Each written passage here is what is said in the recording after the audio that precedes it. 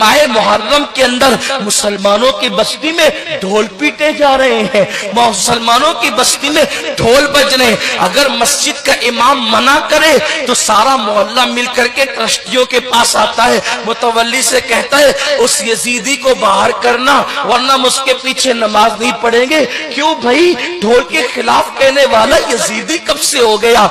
मैं ये बात जो है वो आपके सामने दिल्ली वालों, महबूब इलाही की जमीन पे बसने वालों, कुतुबुद्दीन बख्तियार काकी की जमीन पे बसने वालों, शेख अब्दुल्ला मुहद्दिस दहलवी की जमीन पे बसने वालों, 22 खाजाओं की चौखट पे बसने वालों, ये बात मैं शुक्र के तौर पे कह रहा हूं। वल्लाह वो सैयद नहीं हूं कि कसमें खा करके अपनी सियादत की भीख आपसे मांगू, लेकिन सिर्फ इतना कहना चाहता हूं, ला इलाहा इल्लल्लाह, झूठों पे अल्लाह की लानत है। मैं हसनी हुसैनी सैयद हूं, अल्हम्दुलिल्लाह रब्बिल आलमीन। लेकिन आपसे कहना चाहता हूं, अगर आलिम मस्जिद का ढोल के खिलाफ तकरीर करे, आप उसको यजीदी कहते हो, अगर हिम्मत है तो मुझे भी यजीदी कहना, मैं हसन और हुसैन की औलाद में हूं, अल्हम्दुलिल्लाह। लेकिन आपसे बस इतना कहना चाहता हूं, इतना पूछना चाहता हूं, आप ढोल बजाने को हुसैनियत तसव्वुर करते हैं, आपसे पूछना चाहता हूं,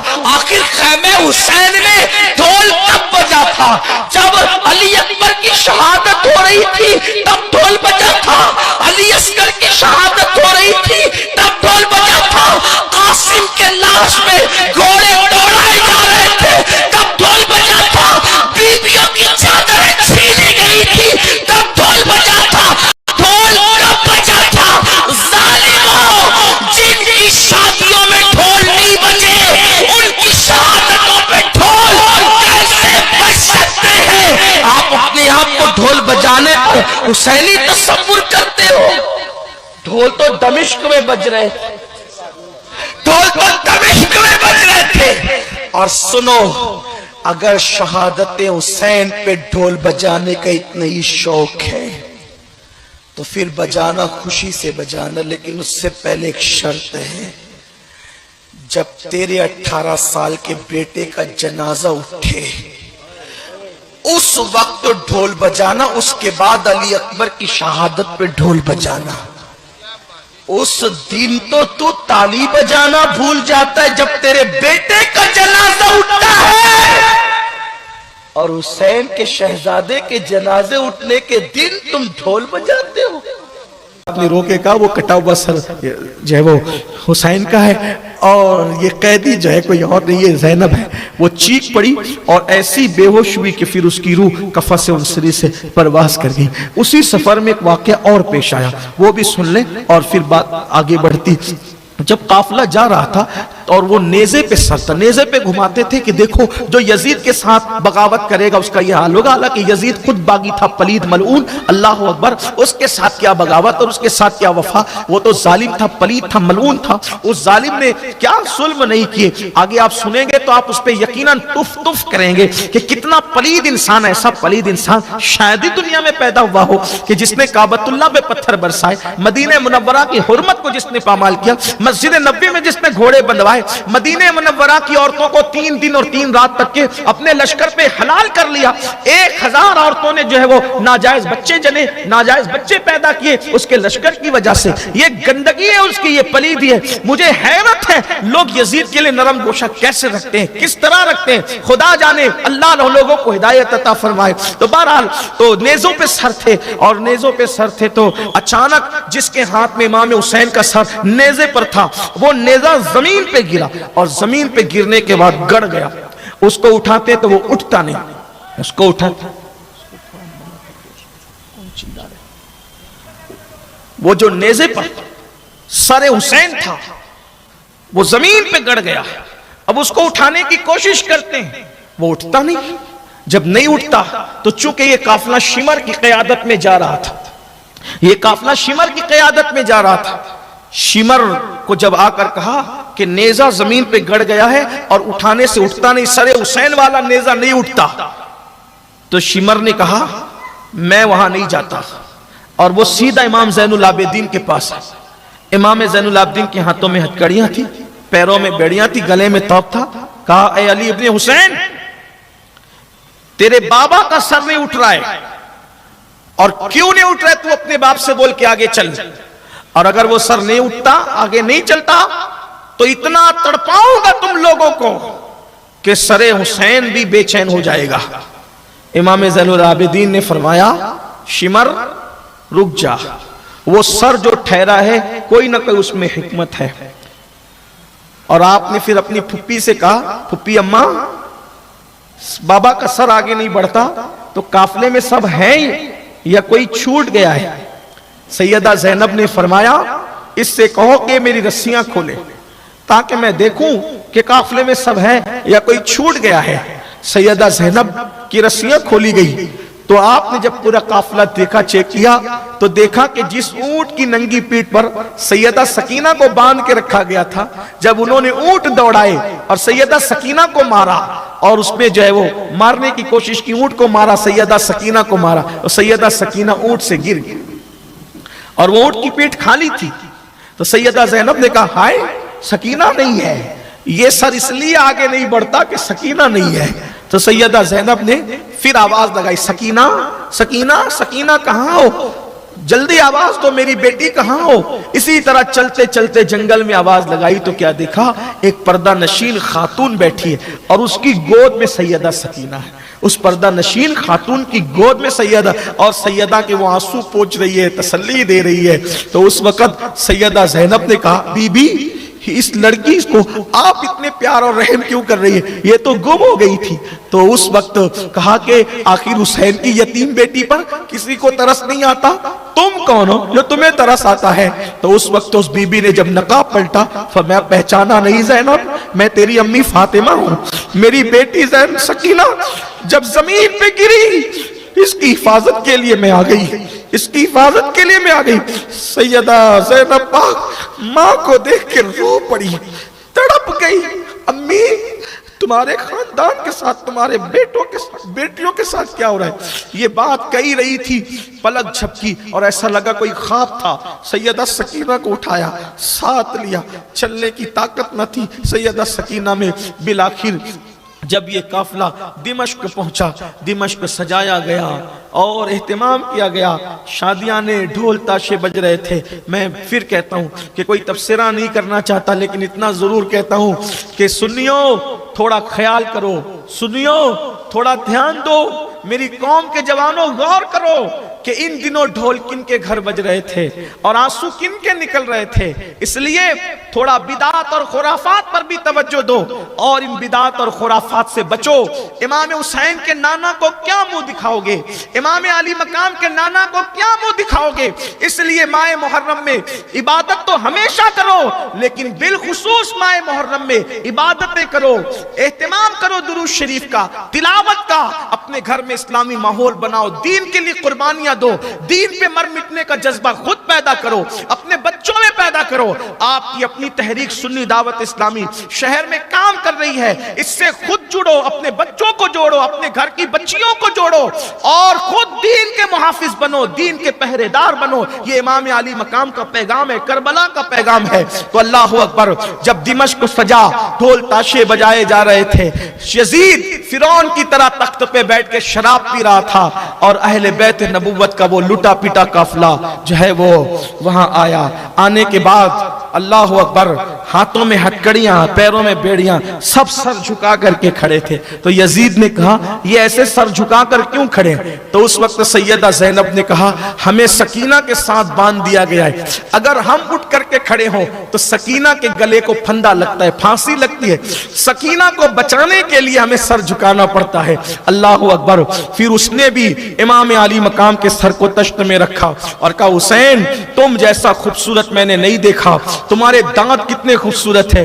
छड़ी लगा रहा था हजरत अब्दुल्ला इब्ने अफीफ और बाज लोगों ने दूसरे सहाबा का नाम लिखा है कि वहां मौजूद थे और उसको भी कहा, जालिम रसूलुल्लाह इसी को चूमते थे, चूसते थे, तो ये कर रहा है। वहां पर रोम का एक सफीर था, उसने कहा, ये कौन है? तो कहा, ये हुसैन इब्ने अली का, वो तुम्हारे नबी का नवासा। हैरत है यजीद, तुमने इन्हें शहीद कर दिया।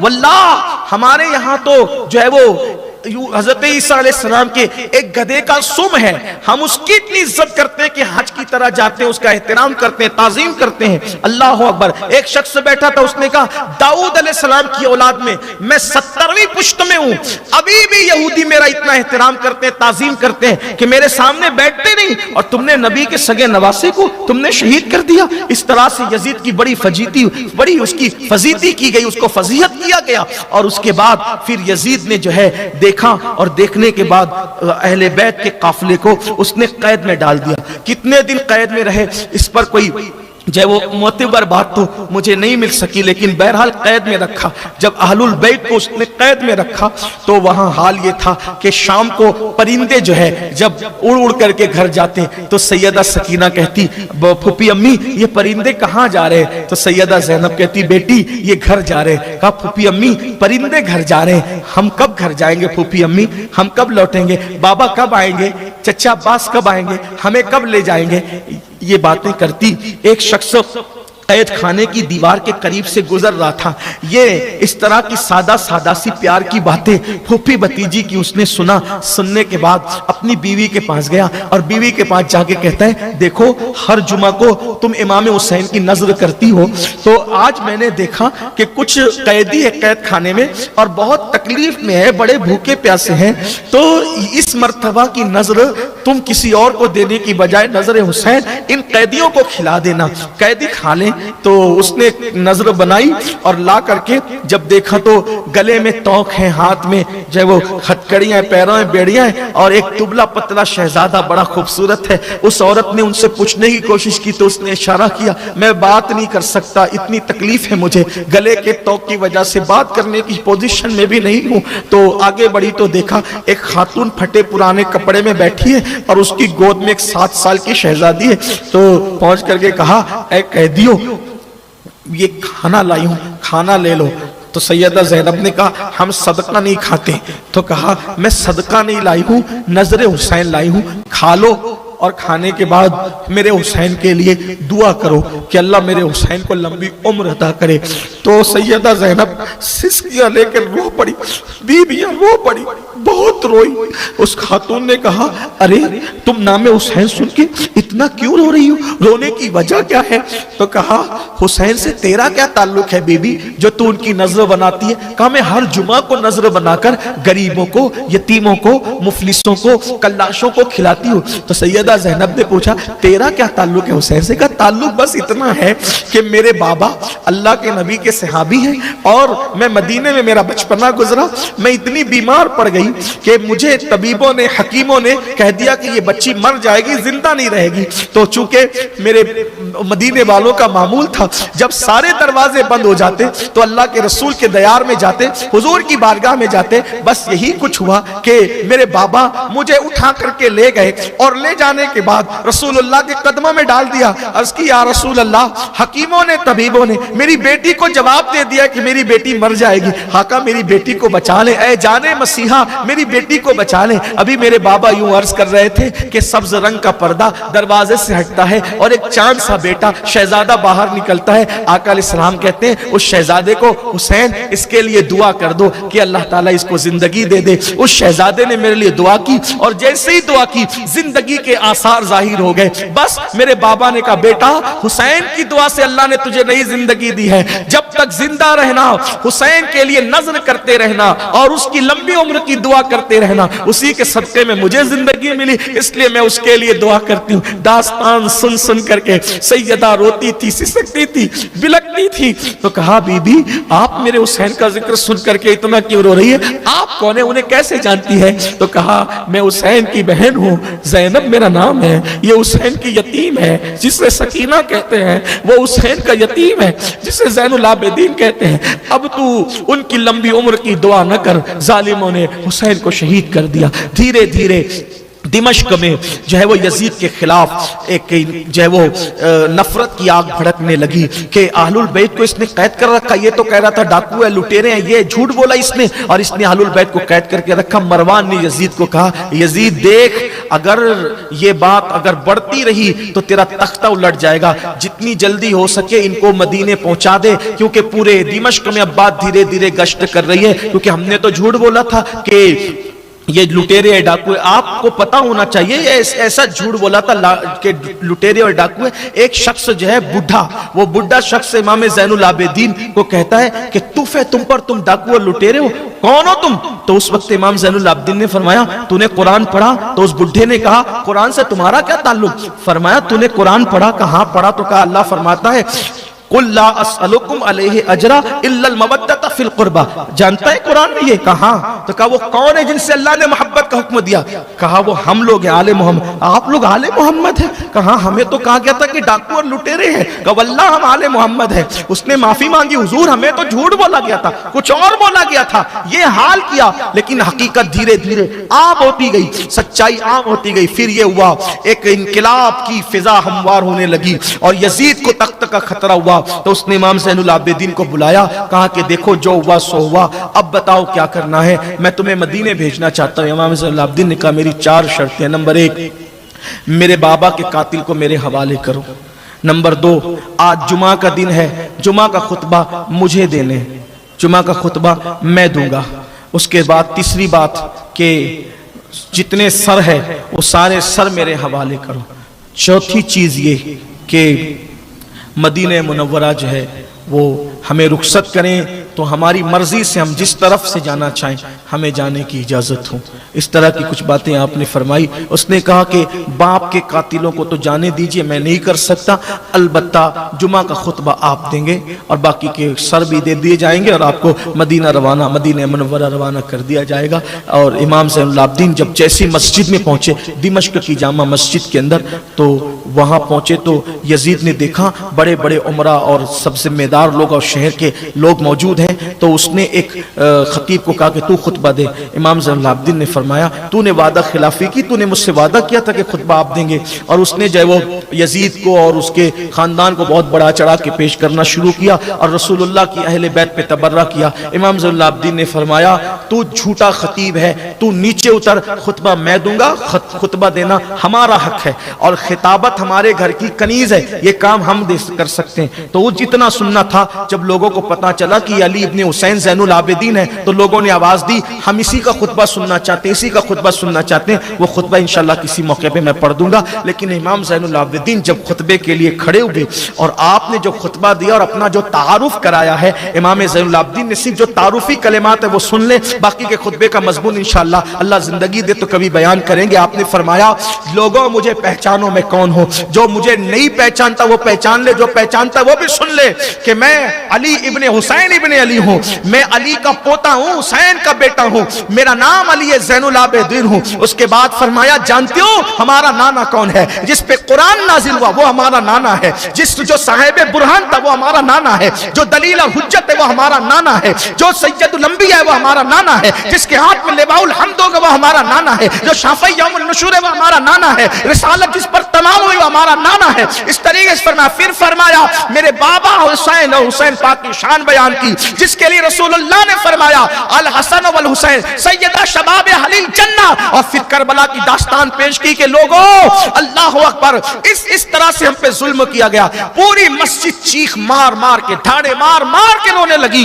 یزید کو ایسا لگا کہ ابھی میرا تخت پلٹی ہوتا ہے، وہ نماز چھوڑ کر کے مسجد سے نکل کے چلا گیا اور جلدی سے اشارہ کیا کہ اذان پڑھو۔ اذان دی گئی، امام زین العابدین جو ہے خاموش ہو گئے۔ جب اشہد ان محمد رسول اللہ پڑھا گیا تو اس وقت یزید سے پوچھا یزید بتا یہ تیرے دادا یا میرے دادا ہے، تیرے نانا ہے کہ میرے نانا ہے؟ کہا آپ کے نانا ہے۔ تو کہا جب تو جانتا تھا کہ ہمارے نانا ہے تو ہمارے ساتھ یہ سلوک کیوں کیا؟ اور اس کے بعد جواب نہیں دے سکتا تھا، خاموشی سے مسجد سے نکل کر چلا گیا۔ اس کے بعد امام زین العابدین رضی اللہ تبارک و تعالی عنہ خطبہ دے کر نیچے اترے، حالات بدلنے لگے تو مروان نے کہا جلدی ان کو مدینہ منورہ روانہ کرو۔ حضرت نعمان بن بشیر رضی اللہ تبارک و تعالی عنہ صحابی رسول ہے، ان کی قیادت میں یہ قافلہ مدینہ منورہ کی طرف رخصت ہوا۔ اب وہاں جو ہے وہ کیا حالات پیش آئیں، بہت اختصار کے ساتھ یہ کہ حضرت نعمان بن بشیر جیسے ہی دمشق کے باہر نکلے، باہر نکلنے کے بعد آپ نے کہا کہ میں آپ کے نانا کا صحابی ہوں، آپ مجھے جو حکم دیں گے میں وہی کروں گا، جدھر سے جانے کے لیے کہیں گے میں ادھر سے چلوں گا اور آپ کے ساتھ خدمت کا انجام کروں گا۔ اور جو سپاہ تھے ان سپاہیوں کو بھی کہا پردے کا خیال رہے اور جہاں جہاں رکنے کا حکم ہو وہیں پر رکا جائے۔ بالآخر امام زین العابدین نے جو ہے وہ جو جتنے سر تھے شہیدوں کے، سارے شہیدوں کے سر تو دمشق ہی میں دفن کر دی، سارے سر دمشق ہی میں دفن کر دیجئے۔ ابھی بھی وہاں پر سروں کے مزارات ہیں۔ ایک روایت تو یہ ہے، دوسری روایت یہ، کیونکہ روایتیں مختلف ہیں، دوسری روایت یہ کہ سروں کے ساتھ چلے اور آپ نے فرمایا ہمیں کربلا لے کر کے چلو، اور پھر آپ کربلا تشریف لے گئے اور سروں کو آپ نے وہاں پر دفن کیا، یہ دوسری روایت ہے۔ اور تیسری روایت ہے کہ سب سروں کو وہیں کربلا میں دفن کیا، لیکن سر امام حسین کو وہ مدینہ منورہ تک لے کر کے گئے، اور پھر اس کے بعد امام زین العابدین نے وہاں قبریں دیکھی، مزارات، جو کیفیت ہوئی ہوگی وہ تو بیان سے باہر ہے، کوئی کیا لکھے کوئی کیا کہے، لیکن لکھنے والوں نے لکھا بھی ہے۔ اللہ کبھی موقع دے گا تو میں کربلا میں جو حسینی لٹا ہوا قافلہ پہنچا تو کیا حال تھا، کیا کیفیت تھی، انشاءاللہ کبھی بیان کروں گا۔ لیکن پھر وہاں پر اصل میں وہ مزارات جو ہیں وہ قریب میں ایک گاؤں تھا، اس گاؤں کے لوگ آئے اور انہوں نے جو ہے شہیدوں کو دفن کیا، اور شہیدوں کو دفن کیا تو اکثر لاشیں پہچان ہی میں نہیں آ رہی تھی، تو سارے شہیدوں کو ایک ساتھ دفن کر دیا۔ چند لاشیں پہچان میں آئی، ایک تو حضرت حور کی لاش تھی جو ان کے رشتہ دار لے گئے اور کچھ دور پہ دفن کیا تو ان کی لاش دور ہے، باقی حضرت حبیب کی لاش پہچان میں آئی تو ان کو بھی الگ دفن کیا گیا، اور علی اصغر کی لاش چونکہ چھوٹے عمر چھوٹی تھی تو وہ پہچان میں آئی، علی اکبر کو حسن اور خوبصورتی کی وجہ سے پہچانا گیا تو امام علی مقام کے ساتھ اس طرح دفن کیا کہ سینے پہ علی اصغر کو رکھا اور پہلو میں امام حسین کو رکھا، اور ان تینوں کی مزار کو ایک ساتھ جو ہے اس کی زیارت ہوتی ہے۔ غازی صاحب تو غازی عباس فرات کے کنارے ان کا جسم اقدس تھا، وہیں پر ان کی تدفین ہوئی، ان لوگوں نے وہاں حاضری دی۔ کچھ لوگ یہ بھی کہتے ہیں کہ سفر المظفر کی جو ہے وہ تاریخ 20 تاریخ تھی سفر المظفر کی، تو ان دنوں وہ وہاں پہنچے تو اس کو وہاں کے لوگ 40 بھی کہتے ہیں، 40 دن ہوئے یہ بھی ہے، لیکن کہاں تک درست ہے واللہ تعالی عالم۔ اور پھر وہاں سے وہ قافلہ جو ہے وہ مدینہ منورہ کی طرف روانہ ہوا۔ جب مدینہ منورہ پہنچے تو کیا حال تھا کہ کوئی زینب کا حال پوچھیں کہ جب نکلے تھے مدینہ شریف سے تو کیا حال تھا، اور جب لوٹ رہے ہیں تو کیا ہے، سب لٹا کے لوٹ رہے ہیں، کچھ ساتھ نہیں ہے، گود سونی ہے، بھائی نہیں ہے، بھتیجے نہیں ہیں، بھانجے نہیں ہیں۔ جب مدینہ منورہ کی طرف پہنچے تو کٹا ہوا امام علی مقام کا سر ساتھ میں تھا، یعنی کہ رسول اللہ کی عدالت میں اب کسی گواہ کو لے جانے کی ضرورت نہیں تھی، اس لیے کہ کٹا ہوا سر خود ہی گواہی دینے والا تھا۔ امام علی مقام کا وہ لٹا ہوا قافلہ جیسے مدینے کے قریب آیا، دنیا دل کا عالم زیر و زبر ہو گیا، اور وہ گزرے ہوئے لمحات یاد آنے لگے۔ سیدہ زینب میں اٹھنے کی بھی طاقت نہ رہی، چلنے کی بھی طاقت نہ رہی، البتہ آپ نے مدینہ منورہ کے باہر چاہے وہ قیام فرمایا اور کہا کہ جاؤ اور جا کر کے اعلان کر دو کہ لٹا ہوا قافلہ مدینے میں آتا ہے۔ حضرت جابر ابن عبداللہ انصاری صحابہ کو اور مدینہ منورہ کے لوگوں کو لے کے استقبال کرنے کے لیے آئے۔ سیدہ زینب نے کہا سب سے پہلے تو ہم اپنے نانا کے گھر جائیں گے، محمد بن حنفیہ، سیدہ سغرا، یہ سب لوگ جو ہے وہ تڑپ تڑپ کر کے، سغرا کہتی تھی کہ بابا کہاں ہے، علی اکبر کہاں ہے، میرا علی اصغر کہاں ہے۔ سیدہ زینب نے جو ہے وہ کسی کو جواب دینے کی بجائے کہا نانا کے دربار میں چلو۔ جیسے ہی روضے رسول میں پہنچے تو اب تک کے جو صبر و شکیب کا پیکر بنے ہوئے تھے، جیسے ہی نانا کے مزار پر نظر پڑی، مسلمانوں ایک عام امتی 1400 سال کا جب رسول اللہ کی بارگاہ میں حاضر ہوتا ہے تو اس کے صبر کا بندھن ٹوٹ جاتا ہے۔ جب وہ لوگ جو رسول اللہ کے نواسے، بیٹیاں، رسول اللہ کی بہویں جب حضور کے حجرے میں پہنچے تو سیدہ زینب نے کہا، ام کلثوم نے کہا نانا جان یہ آپ کے حسین کا کٹا ہوا سر لے کر آئے۔ امام زین العابدین نے کہا نانا جان آپ کے حسین کا سلام لے کر آئے، نانا جان آپ کے حسین کو پیاسا تڑپایا گیا، علی اکبر کو جو ہے وہ اس کے سینے میں نیزہ ڈال کر کے اس کا دل نیزے کی انی پر لایا گیا۔ لوگ چیخ چیخ کر رونے لگے، قیامت سے پہلے قیامت دیکھی لوگوں نے۔ سیدہ زینب نے کہا نانا اللہ اکبر، اے میرے نانا اللہ اکبر، 6 مہینے کے معصوم کی گردن پر تیر چلائے گئے۔ جب یہ باتیں ہو رہی تھی تو جنات کے نوحہ کی آواز آئی، جناتوں نے رویا، لوگوں نے آنسو بہائے، اور پھر پتہ نہیں کس طریقے سے اللہ کے رسول علیہ السلام نے اپنی مبارک آستین سے ان کے آنسوؤں کو خشک کیے، یہ تو وہی جانے۔ وہاں کیا پردہ تھا، برزخی پردہ تو لوگوں کے لیے ہوتا ہے، آل کے لیے کون سا برزخی پردہ ہو سکتا تھا؟ حجابات اٹھے ہوئے ہوں گے اور باتیں ہو رہی ہوگی، اور پھر کس طریقے سے زخموں پہ مرہم رکھی گئی یہ تو حضور جانے، حضور کی آل جانے۔ البتہ اس کے بعد ایک روایت یہ ہے، امام حسین کا کٹا ہوا سر پھر امی کے پاس لے جا کر سیدہ فاطمہ الزہرا کے قدموں میں دفن کر دیا گیا۔ ایک روایت یہ بھی ہے جو مجھے بہت زیادہ معتبر لگتی ان سب روایتوں میں، کہ امام حسین کا سر مصر میں موجود ہے، قاہرہ کے اندر، اور اس کے کیا ثبوت ہے انشاءاللہ کسی موقع پہ میں بیان میں اس کو پڑھوں گا۔ اگر ہو سکا تو محرم شریفی کے مہینے میں مرکز پہ جب کوئی پروگرام ہوگا تو اس میں پڑھ دوں گا، اور وہاں پہ کیا کیا کرامتوں کا ظہور ہوا ہے وہ آپ کے سامنے پیش کی جائے گی۔ یہ اختصار کے ساتھ داستان کربلا تھی جو میں نے خدمت اہل بیت کی نیت سے جو ہے وہ پیش کر دی۔ ابھی آپ کو بیٹھنا نہیں، ابھی آپ کو اٹھنا نہیں ہے، حرکت نہیں کرنا۔ الحمدللہ پچھلے سال غازی عباس کی شہادت کے موقع پہ، شہزادہ علی اکبر کی شہادت کے موقع پہ، امام حسین کی شہادت کے موقع پہ جنہوں نے منتیں مرادیں مانگی تھی، الحمدللہ سب کی مرادیں پوری ہوئی۔ انہوں نے آ کے بتایا، ایک بھائی بچہ لے کر آیا تھا، 18 سال کے بعد اللہ نے اس کو بیٹا دیا۔ غازی عباس کی کرامت ہے، اس محفل کی قبولیت کی یہ دلیل ہے کہ جو لوگ مرادیں مانگتے ہیں اللہ تعالیٰ ان کی مرادیں پوری کرتا ہے۔ آئیے لانا چاہتے ہیں چلیں، اگر کچھ لوگ لائے تو لے آئیں، بچے لے کر آ جائیں، بچے جو لے آئے تو جلدی جلدی لا دے، پھر میں دعا کر لوں کیونکہ آج خاص دعا کا دن ہے۔ میں چاہتا ہوں کہ جلدی سے دعا ہو جائے، اس کے بعد پھر جو بچے لے آئے ہیں جلدی سے لا کر کے پیش کر دے۔ دعا کرے ان کے لیے، اللہ ان سب بچوں کو لمبی عمر عطا فرمائے، صحت و سلامتی کے ساتھ دراز عمر بالخیر عطا فرمائے۔ دعا کرے ہماری یہ محفل بھی ہمیشہ جاری و ساری رہے ماشاءاللہ۔ ایک بار سب درود شریف بیٹھ جائیں، سب کو نظر آ جائے، سب لوگ بیٹھ جائیں، درود شریف پڑھیں۔ ماشاءاللہ ماشاءاللہ، دعا کریں اللہ تعالیٰ انہیں لمبی عمر دے، صحت و سلامتی